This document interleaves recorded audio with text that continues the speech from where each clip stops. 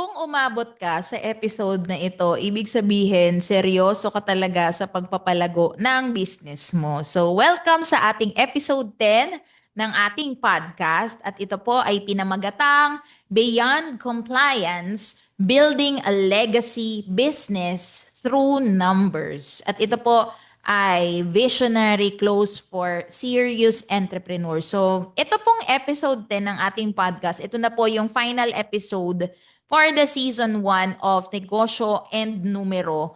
At kung sinabi ko nga po kanina, kung umabot ka sa episode na to, ibig sabihin seryoso ka talaga sa pagpapalago ng iyong business.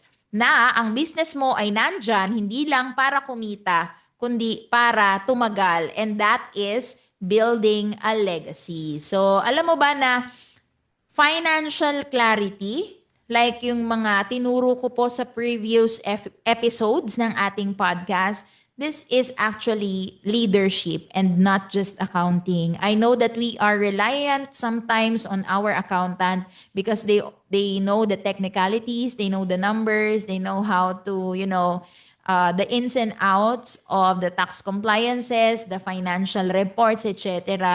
Pero alam nyo po, as business owners, we also need financial clarity. It is not by, learning everything, the debits and the credits, becoming an accountant, passing the CPA board. It's not only about that. It's not about that as business owners. We all have our different paths. We all have our different specialties or expertise, di ba? And but, hindi po natin sinasabi na doon na tayo mag-focus, kundi dapat po as business owners, we also have financial clarity, not just focusing on our own self knowledge or skills that we have. But we need financial clarity as a mark of leadership and good management for our business. Kasi kapag malinaw ang numbers mo, ito yung mga effects. Malinaw ang decisions. In leadership, in owning a business, in becoming a CEO, decision making is a must. And we need to have a solid foundation on where we rely or where we get our decisions from. And that is from financial reports. And yun nga sabi ko nga before sa isang episode na cash is the lifeblood of the business. If we do not watch or monitor our cash, or if we don't have financial clarity, medyo shaky po ang ating decisions. And of course, if you have financial clarity, malinaw ang priorities mo. Ano ba yung priority mo? 'Di ba? Gusto mong lumaki, gusto mong mag-grow, gusto mong mag-expand. So ano ba talagang priority mo? So doon natin malalaman kung ano ang priority mo when it comes to numbers, no? Kapag kasi wala tayong financial clarity, di natin alam saan galing ang pera, di natin alam kung saan napupunta ang pera. Hindi natin alam kung saan dapat manggaling ang pera o saan dapat mapunta yung pera at wala tayong decision doon, medyo hindi natin alam pala ang ating priorities. And of course, if we have financial clarity, we have clear limits and clear opportunities for our business. Yan po yung mag-guide po sa atin para po makagawa ng decisions at kung hanggang saan lang po yung decision natin or hanggang saan lang muna tayo ngayong taon, then next year medyo mag-expand tayo. Yung opportunities na kukunin natin ngayong taon, ano ba?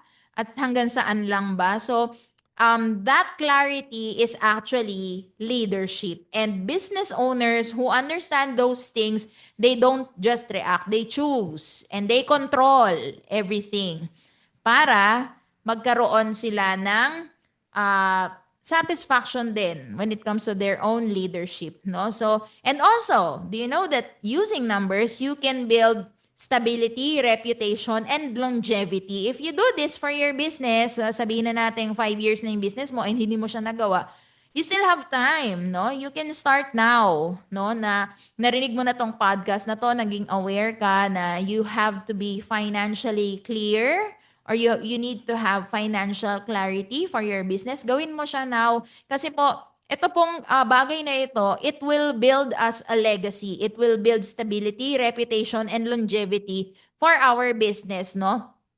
Legacy business, they are built on systems, they are built not on personalities or not on impulsive decisions, no? Kapag meron po tayong numbers, no, so magkakaroon tayong stability because we plan, we don't panic. Another thing, we build reputation because we are credible, no, to banks, to partners, to employees, di ba, to creditors, etc. And of course, longevity. Kapag na-sustain po natin to, no, we can build a business that is running even without us na nandoon. Kapag malinaw po ang financial system natin, malinaw din po yung delegation, di ba? Yung operation, yung expansion, succession, di ba? Kung ipapamana mo yun sa mga anak mo or sa mga apo mo, di ba? So kung alam mo na maayos ang financial clarity ng business mo, magagawa mong lahat yan. Of course, you are not just building a business. Hindi ka lang nag-ooperate ng negosyo. You are building a system, you are building a culture, a structure, and a future for your business. Na kahit wala ka na or kahit mag-retire ka na dyan, magpapatuloy yan kasi sinimulan mo ng magandang foundation, and that is financial clarity. So, let me leave you with this thought. You are not just running a business. You are building a system that outlives you. And that is through financial clarity. And that is the mark of your leadership. And if you make business decisions based on your financial details or financial awareness, 'di ba? So, ibig sabihin, meron kang solid foundation and meron kang patutunguhan talaga at klarado kung saan galing, saan pupunta, 'di ba? At saan pupunta din ang business mo. So, that's it for episode 10. Thank you so much for watching the entire 10 episodes of our season 1 of our Negosyo at Numero podcast. And marami pa po tayong mga podcast na i-upload. So stay tuned and thank you so much. This has been Iza Estinopo. God bless us all.